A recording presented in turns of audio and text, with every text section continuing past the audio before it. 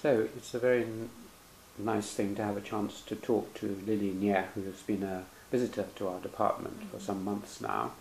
And this will just be a brief conversation, particularly about how she learned her anthropology, because Lillie, you had two very famous, the most famous Chinese anthropologist of the 20th century and the most famous Japanese anthropologist of the 20th century as your teachers and mentors. Tell me just first a tiny bit about yourself. When and where were you born? I was born in Shenyang in 1954. And tell me about your parents. What did your parents do? My father is a journalist. He's working in Jinmin People's Daily. My mother is a researcher about Japan. Ah, so is that how you got interested in Japan? Through your mother? No? No, I have no relationship with my mother. Because my mother entered his research life very late. He just followed my father, and after to Beijing, at least 1964, after to Beijing, my mother went to that research institute. I see, right. Well, tell me about where did you go to school? Which school? Your first school was in? My elementary school in Shenyang, but in the third grade, my family went to Beijing. In Beijing, I went to a small elementary school very near to my house, my family house. But in 1966, Cultural Revolution happened. So I almost stopped my education life. I entered a junior high school, but almost all the education stopped.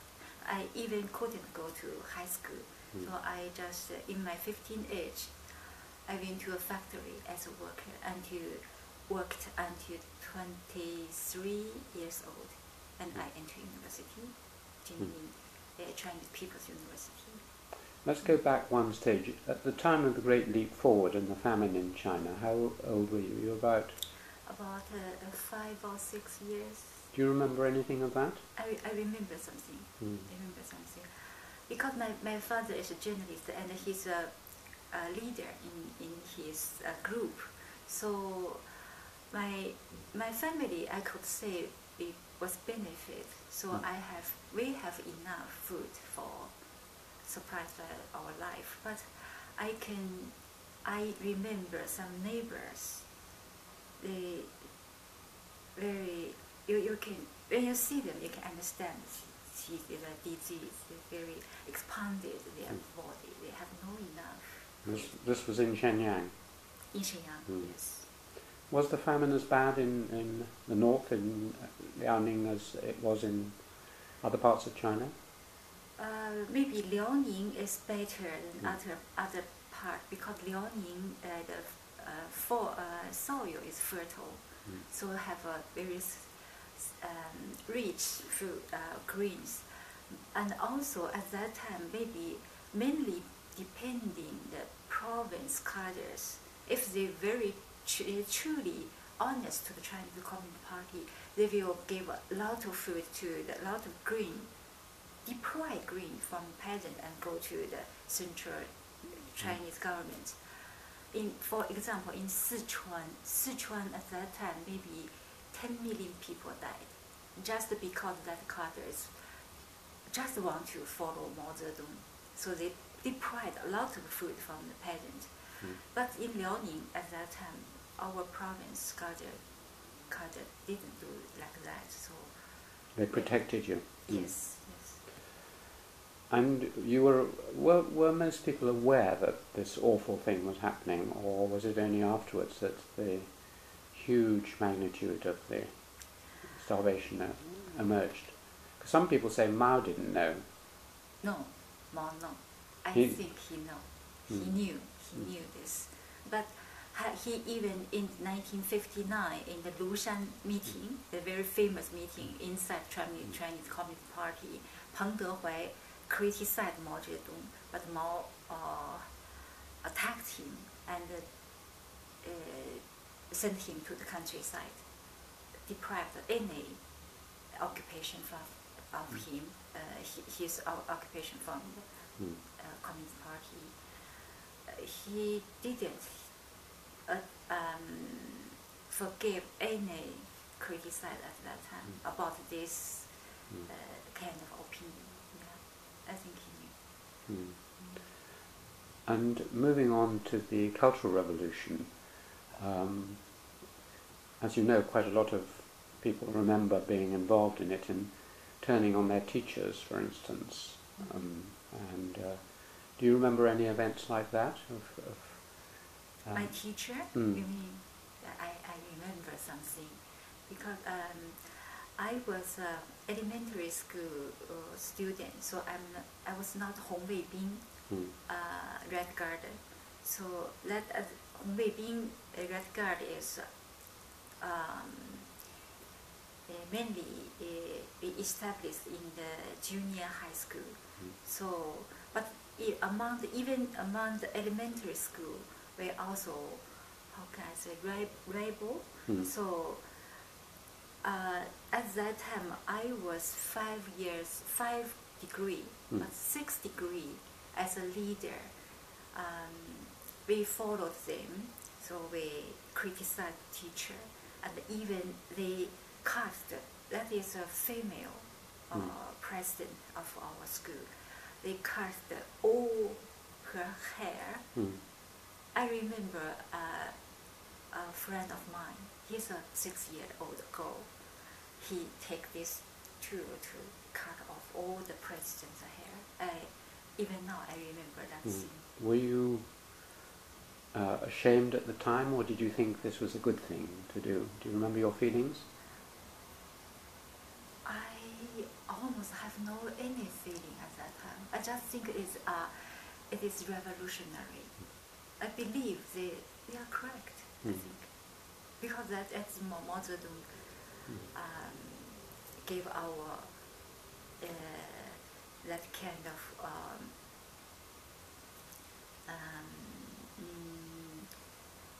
introduction, so we should follow him. And what was your feelings about Mao at that time? We all of us love him. You loved him? Yeah, love him very much from our heart. Every day we read his book and sing the songs to praise him, and even dance praise him. So almost all of us really from heart love him. Was there a time during his life when you began to feel critical of him or doubt him, or did you go on admiring him right to the end? That is the almost end to the Cultural Revolution. I was worker in Beijing, but my parents returned to Beijing. Before that, they be sent to the countryside. They returned to Beijing. So every weekend, I returned to my parents' home. At home, because my parents just returned from countryside. They have no job.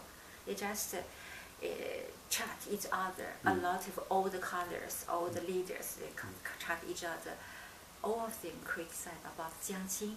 That is 4 bad person. The Gang of 4, yeah. Yeah, Gang of 4. So, but they also have some complaint to the Mao Zedong. At that time, and also because in my factory, I can feel a lot of things I don't know why. So all of them related to the Mao's thought, Mao's introduction. So I don't know why. I have a lot of doubt about this, but I couldn't say it's his fault. But I doubt about him. And now looking back many, many years later, after he's gone and from the new China, what is your feeling about his period and what he did? You mean Mao? Mao, yes. I think it's very complicated problem. he, as a person, as an individual, he has a very super ability, I think. Really has a very ability. For example, his poem is very great, I think. And sometimes his idea is very great. And his, he can gather all different people together to fight with the Japanese. That is very great. Established the new China. Also is a very great thing. But we have so long tradition of China. So he, after revolution, but at the beginning, I think he also have some thought as he is emperor. This one, and he would like concentrate all the right, just he hand into his hand. This kind of behavior, this thought, this tendency, very give China a very minus influences even now. You mentioned that you worked in a factory. What kind of factory was it that you? That is a computer, make computer. Really? Yes. That's very early for making computers. Yes, yes. In China, that is biggest, at that time, is biggest computer factory. Make the first one that 1 second can content 1 million times. That's very big. And just for research about the oil and yeah, that is. So this is what, 1968 or something like that? Established 1970. 70. 1970, and I entered that factory in 1970. The first year, New Year, I entered the factory. Then after that, you went to university. Which university did you go to? I went to Chinese People's University. In Beijing? In Beijing. Learned philosophy. To read philosophy? Yes. And how did you enjoy that, or?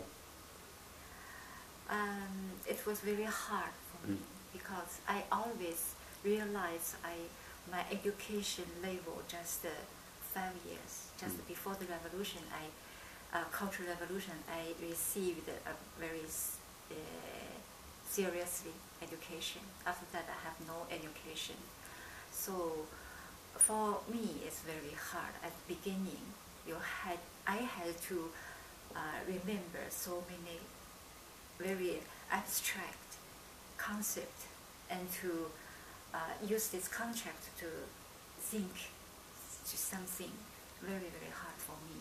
So my remember ability be very trained at that time. But at the second, till second and third year, I found very boring because before entering university, I have so many questions about Chinese society. I would like to know why this kind of cultural revolution happened, why we have so many problems, so many social problems, why our younger generation should spend our life like this. I have so many questions. But after learning this kind of philosophy, I can't use this, couldn't answer anything. We still receive the education about socialist is absolutely right, and the capitalism is absolutely right. So I think that as didn't see the reality, they didn't form the base the reality to think something. So I would like to change my subject. So at the third years, I heard the sociology restart in China.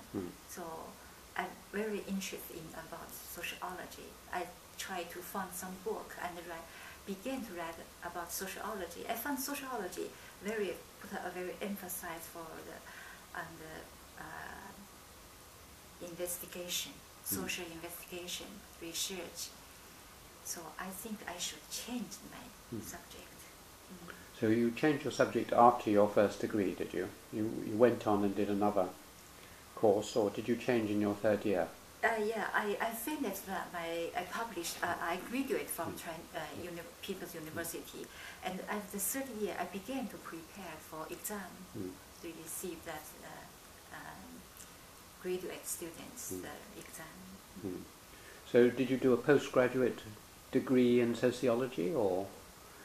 Postgraduate, After you yes. And was that a 1 year or 2 year or? 3 years. 2 years. In years. China, our system is 3 years. 3 years for the postgraduate. For the master degree. Masters, yeah. And where did you do the masters? Master is in Beijing University. Peking University. Peking University. And was that when you first encountered Fei Xiaotong, or when did you first meet him? First meet him I remember at a classroom. Because he before I entered that university, I heard his name because he's very famous. He's very famous, but the first time I met him at that classroom, be introduced, he will give us lecture about the methodology of sociology research. So that is the first time I met him. Do you remember your impression of him when you first heard him? Was he a good lecturer? No, he's not a good lecturer, I should say, be honest. But I think he's very warm. Very, when you talk with him, he always paid attention to you and very concentrate to your sentence, every sentence, and give you a very good comment. We answer you just like very candidly old man. Because like he was quite old by then, wasn't he? At that time he's at his 70s. 70s. Yeah. And he'd been purged in the Cultural Revolution and then come back. In Cultural Revolution, he continued in Beijing. Did he? Yes. He didn't go to, because he's a famous rightist. But he wasn't allowed to continue the kind of anthropology he'd done before. Yes. He had to change it a bit during the... He had to do something to clean the toilet, and to be organized as a famous rightist. Some famous rightists be organized from Chinese Communist Party, and he's as a group. They went to the countryside, went to the factory, and went to the army. Be ordered, learning from soldier, learning from peasant, learning from worker. So that is what he did. And did he later supervise your PhD, your doctoral work, or not? No, just master. Just your master's. He's my supervisor of master course. And did you do a thesis for your master's? Yes. Yes. And he supervised that? Yes. What was that on? Also, to be honest, he didn't give me any advice about my thesis. But why he became my supervisor? Just because I choose the topic as what he did at that time. He researched about factory in countryside. I am also interested about this kind of topic. So I went to Jiangsu province to do this research. At that time, I continued my fieldwork there among 3 months, stayed there. So among that period, Professor Fei came to Jiangsu, and some senior students followed him, and they asked me to go to the Professor Fei's place and report about my research. After I report to him, he very interested in about my work, and some senior students just like joking, why you don't take her as your student? Professor Fei laughed. Oh, okay, that's a very good idea. Let me take her. So that at that time he decided as my super professor. I couldn't imagine I asked him to be as my supervisor. But you say that as a supervisor he didn't do very much. Yes. Yes. I mean, how would you, you know about other anthropologists, British anthropologists, American anthropologists, you've read widely, and Japanese ones. How would you estimate the greatness or the ability of Professor Fei? Would you say he was a very important anthropologist? You mean compare with yes, the among us worldwide? Yes, I think he's very important. Because I could say he's first one in the Oriental, maybe, in the Asian society, can be very well known in the Western society, Western academic society. I think he something like a bridge to give this two part communicate each other, and the Chinese society, Chinese parent life, through his work, be introduced into Western society, Western academic society. So I think his work is very, very important. But of course, he, as a person, he has his own limitation, I also think. What were they? Were they the ones you mentioned already, that he wasn't a very good lecturer, or were there other limitations? Some kind of limitation, maybe not his own fault, I think. That is because the Chinese social and political background, I should say. I read an interview that is to Professor Fei, that is read by New York University. His name is, if I'm not wrong, it's Babda. Babda interviewed Professor Fei, and especially asked about in 1950s. So he told a lot of things about after be built as a rightist, what he thought at that time and what he did after we have that label. So after this interview, I felt very heavy. I think that it's Chinese intellectual's fate, because he said something at that time. He just very, very surprised. Just one night, he became anti-revolutionarist. So he thought that he loved New China. He loved Chinese Communist Party, and he loved Chinese people. How can they until these people, until all the society? He couldn't understand. As he thought, if it is me wrong, or all the society wrong, the Communist Party wrong. No, they couldn't wrong. All the society couldn't wrong. That must be I'm wrong. But what part I was wrong? I couldn't understand. So he decided to newly start to study about Marx, Engels, Mao Zedong. He tried to learn very hard, especially about their Marxism's viewpoint of history. He thought, maybe my historical viewpoint is completely wrong. But I don't think he's wrong. He's like just should clean their mind. So as if you clean your mind from the very fundamental, you will lose your own soul. So And you think that's what happened to him? It's what we call brainwashing. Brainwashing. So he was brainwashed.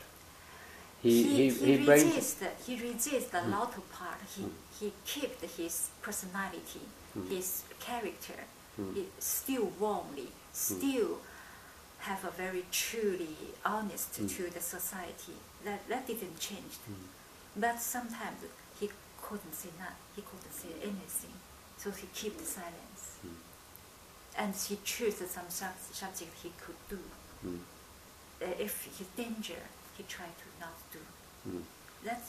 But I think that's not his fault.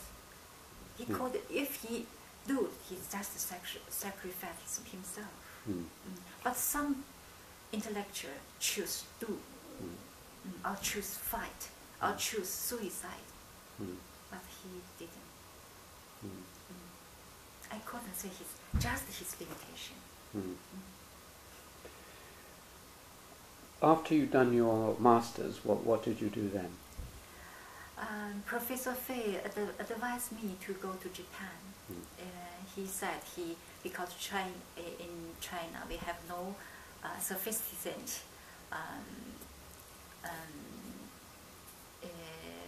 teacher, professor to teach students about the sociology or anthropology. He would like send his students to all around the world. Firstly, he sent some students to America, and second to Britain, and also French, Australia. But nobody went to Japan. He asked me if you would like, I would like send you to Japan because Professor Nakane would like receive some students. So, of course, I would like to see more world society. So I agreed. So I went to Japan, and as a student studied anthropology from Nakane professor.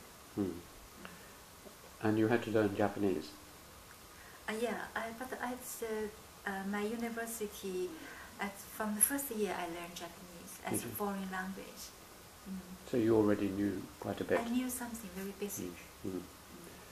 Did you have any ambivalent feeling about going to Japan? Because after the war, and particularly in Liaoning, where the Japanese had occupied and where there had been atrocities and so on, there must have been a lot of anti-Japanese feeling when you were growing up. But at that time we have no this kind of feeling. Because in my family, yes, my father and my mother was born in Manchuria, and also my mother's father, my grandfather, be killed by Japanese army. But inside family, they didn't talk about this kind of issue. And also in the 1960s and 1940s, 1960s and 1970s,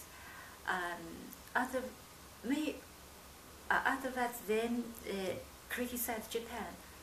No, just have a very strong atmosphere about Japan and China should have a very good relationship. And 1972, we have this kind of nation-state relationship we established. As I remember, I was a worker. I just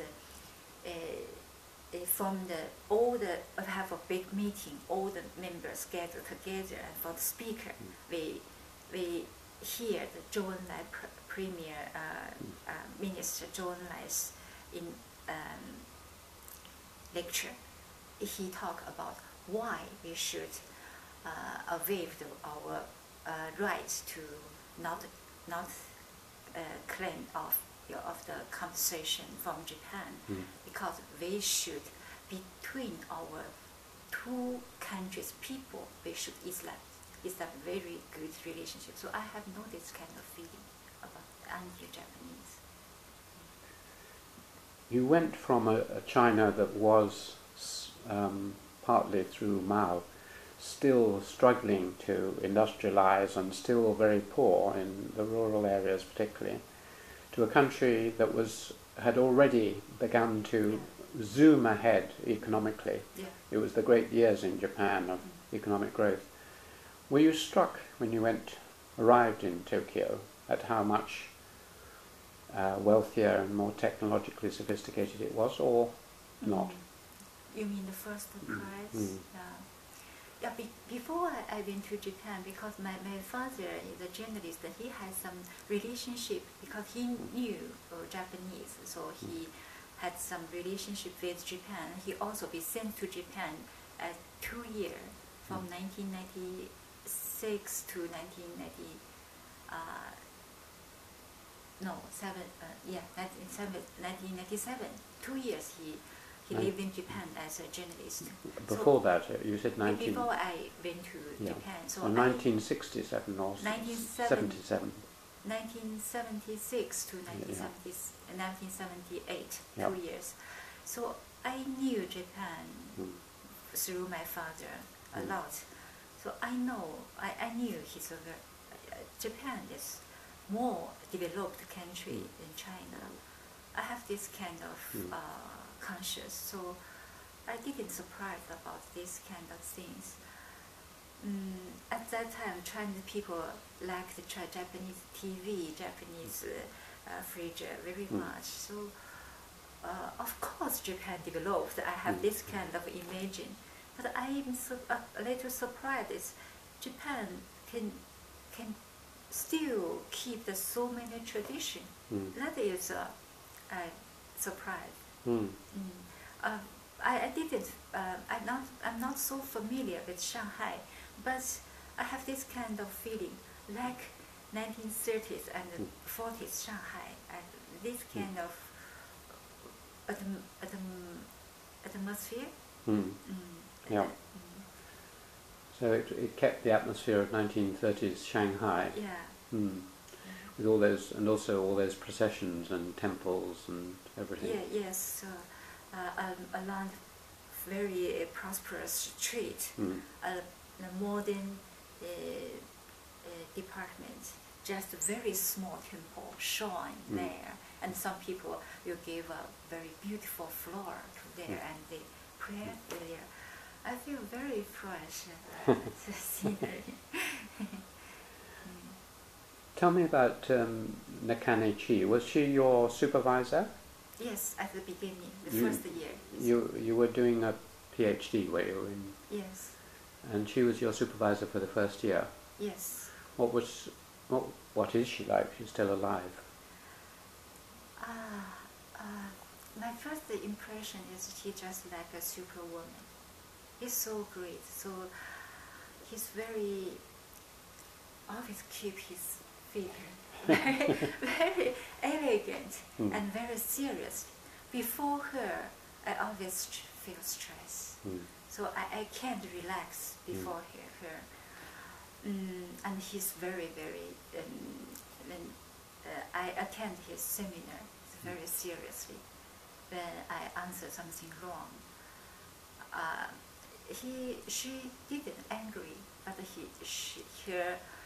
her comment is very serious. I'm very ashamed of myself. So I try to work very, very hard to get a very good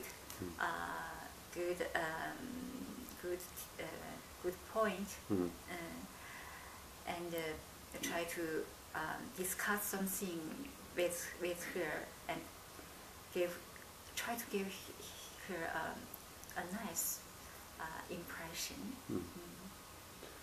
And after that 1 year, did someone else supervise you? Yes. Who was that? Professor Nakane Chi ordered Professor Ito Abito to be as my supervisor. And did you get on with? That's presumably a man, is it? Yes. Yes. Did you get on with him? Yes, because before the Professor Ito, I feel freedom, and he's really he allow me to research my style, and what I try to do, I try to challenge. He always supports me, so I think it's very, very nice. Did you go on knowing Professor Nakane, later on after she'd stopped being your supervisor. Have you known her over the years as a colleague or a friend, or did you not see very much of her after that?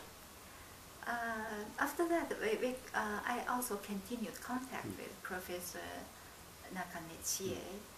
I remember her birthday is November 30 November.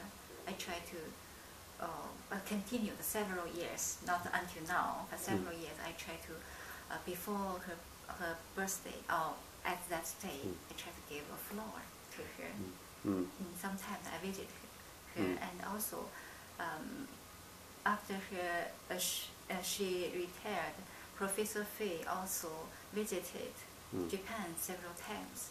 Every time I contact Professor Fei to visit Professor Nakane and talk with her. You must have read some of her works on yes. the Vertical Society and yes. so on. Do you like her work? Do you think it's very... Yes, very much.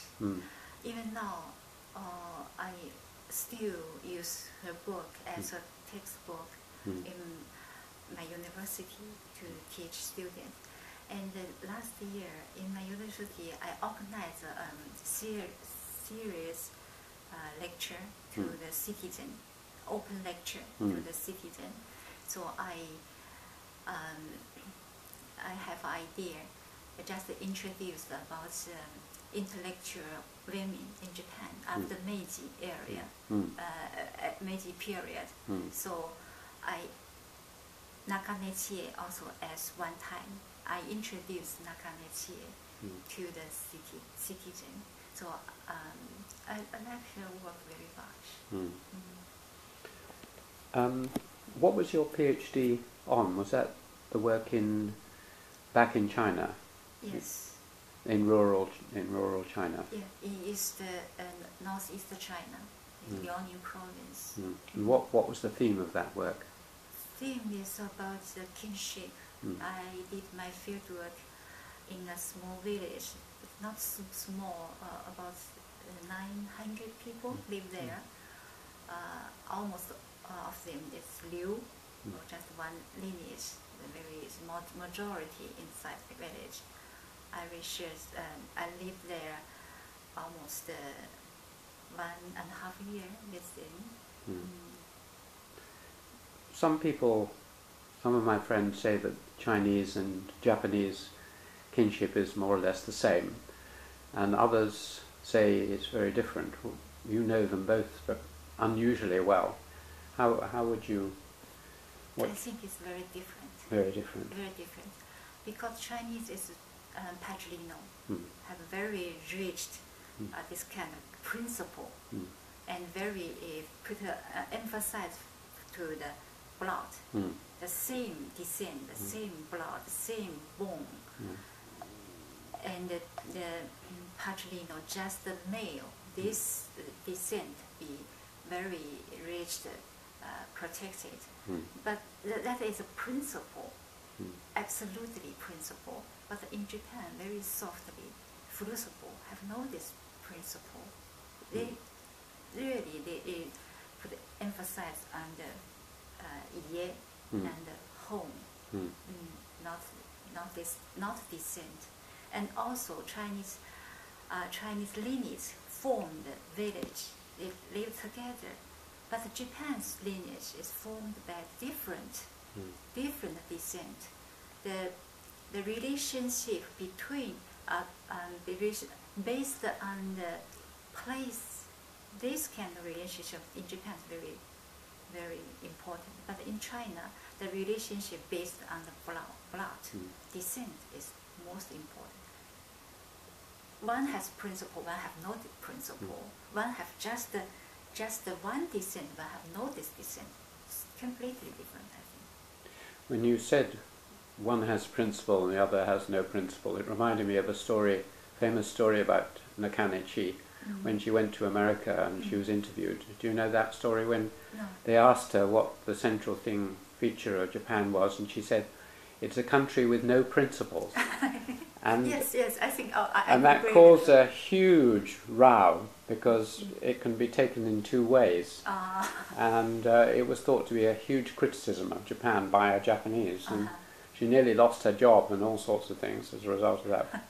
But we anthropologists know she meant something different. Yes, yes, yes. The other another aspect of the similarity or difference, do you think the gender relations in China and Japan, in the bits you've looked at, are fairly similar or very different? At the surface have very similarity, I think, but also in the very fundamental level, I think very also different. Some have some difference. Because in the local society, from the Edo period, the women, especially among the general people, women very free, and also about the sex between the male and the female, the sex very free. Not take sex as a very dirty and just like to born children. Not like this. We can enjoy sex, and male and female can enter the bathroom together. That's very general in the village society. But in China, fundamentally, female like two, and men has very freedom to enjoy it. But if women have this kind of behavior, it's very, very dirty and very damage his honor, her honor. Is very bad thing. Even now in China, this kind of things, after the socialist period, this kind of tendency be revived, I think. Even young generation, they would don't create themselves female. I mean, they just put a lot of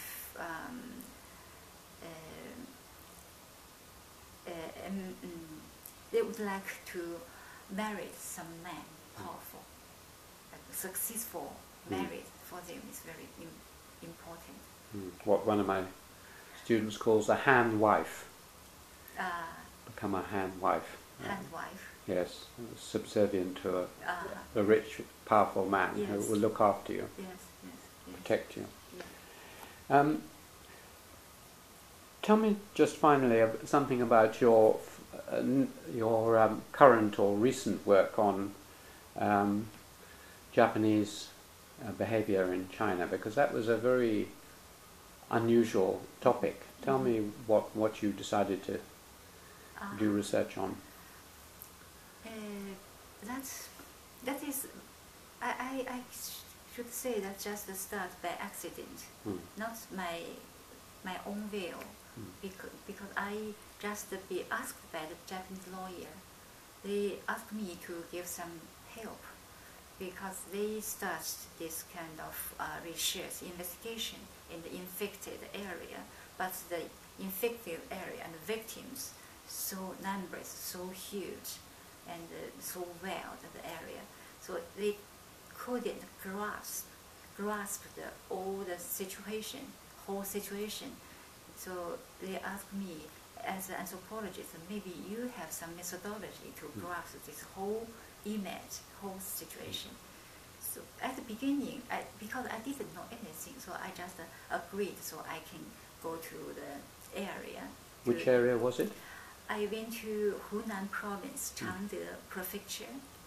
So I went to there, I found it exactly so many people were waiting there for talking with me, talking with the lawyer, and before that they had no chance to express their. And this was about the dropping of disease agents on the Chinese population by the Japanese during the Second World War. Yes. What diseases? Plague. Bubonic plague. Yes, that bombing in the town. Among that area has a central town, that's Changde prefecture's town, and Japanese airplane dropped bombing that combined with the green, the plague-infected flea inside this green, so spread very quickly. So they dropped the fleas? Fleas. Spread very quickly. 11 days ago, this after, firstly in the inside town, a patient appeared and then quickly spread to the countryside. Over 400 villagers be infected at that time. From 1941, this airplane bombing is happened in 4th November 1941, and this plague continued happened until 1945 at that area. So I tried to. Did they do this anywhere else in China? Did the Japanese drop these kinds of bombs anywhere else? Yes. In China? According to Chinese researchers, historians research, they may they may spread this kind of, scatter this kind of, do this biological warfare among over 10 provinces. 10 provinces? 10 provinces, over 10 provinces. And were they doing this so that they could win the war, or were they doing experiments to see what effects this would have, and as a kind of experiment, because they did experiments in their camps as well, famously, on people? Yes. Was this really just to try and kill as many people as possible? They started this kind of research from the 1932. Firstly, in Tokyo, established immunology department in Tokyo Army's medicine at college, and after that they established 4 troops, biological weapon troops, mainly in China, in Manchuria, Beijing, Guangdong, and another one is Singapore. And all of these units, firstly they have some sections, research section, manufacturing section, and experimental section, to do a lot of research about how can this kind of disease continue to relieve in different situations, how can they carry out this kind of fleas, and they also do human experiments on the human body. This human, mainly from China, resistance, anti-Japanese resistances, and also some Korean people, Russian people, Mongolia people. According to the historians' research, they found the documents from the archives. At least over 3,000 people be sent to these units and be as a material, do human experiments there. Have you interviewed or talked to any of the Japanese people involved in either the bombing or sending the bombs or in these experiments? They'd be very old. I know one old man very much, because we almost became comrades. He also do this kind of citizen movement. He's a soldier at 731 troop. He's at the manufacturing section. He produced a lot of plague disease at that time. What is his? His name is Shinozuka, and he went to China a lot of time. He just apologized to Chinese people, and all the Chinese people respect him very much. I mean, have you had any negative reactions or criticisms within Japan for the work that you are doing? Yeah, a little. Some right-wing website attacked me as an anti-Japaneseist. I found three websites attacked me. But it hasn't worried you too much. No. No. No, that doesn't matter. And what is your current and future research plan? What are you hoping to work on now?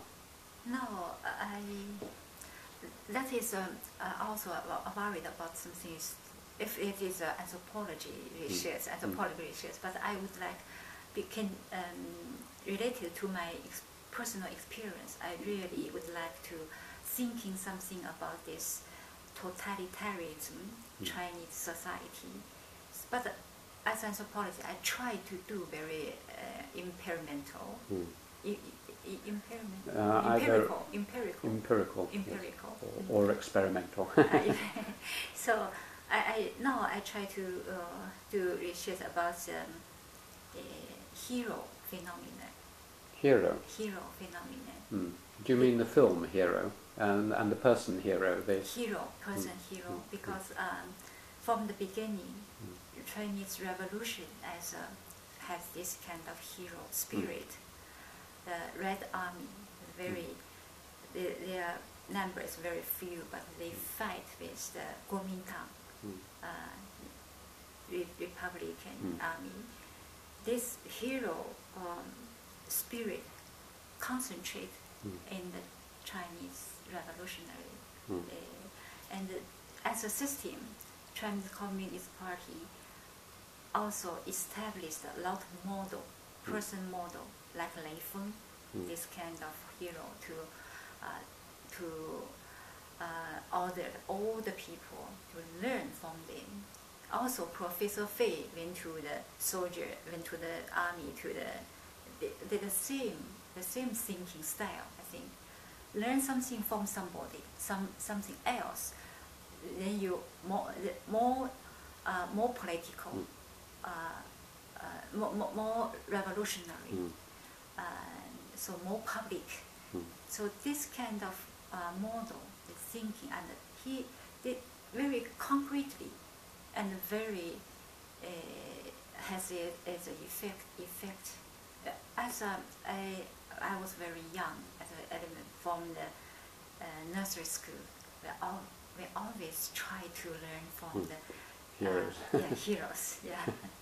So the hero phenomenon, that's very interesting. This is just the last question. You've been in Cambridge for how long? 6 months? No, perhaps 8 months. 8 months. Yes. Tell me honestly one or two of your impressions as an anthropologist of Cambridge and how it works. You've been attached to Clare Hall and also to the Department of Social Anthropology. I suppose the obvious question is, how does your experience here and what you've seen differ from your Japanese university? Remind me which university you're at. Are you at which university are you at in Japan? In Japan, it's Tokyo University. Tokyo. So how does Cambridge, how is it different? In many ways. From my personal experience, because I went to Japan just as a PhD student, so at that time I feel very stressed, a lot of pressure. But this time, first the purpose for me is enjoy life in Western society and try to find something different with the Oriental, with the Asian society. So I spent some time to tour, to a trip, and to visit some church, castle, museum. This life is very different. And also I lived in the Clare Hall. A lot of visiting fellows there from all around the world. I have a lot of chance to talk with them. And that for me is very, very interesting. And I can find, sometimes I feel very confident. My ideas be received by other people. But sometimes for me, a very fresh idea, I should learn more hard. I know I have a very limited ability, very limited, so I should continue my study. And have you enjoyed your time? Yes, very, very much. But for me, very important this time's task is practice my English. Try to speaking, to listening, and to writing. Somehow I can get some. But I'm not 100%, but maybe 30 or 40%. Well, perfectly satisfactory for a lovely interview. So, thank you very much indeed for that. Thank you.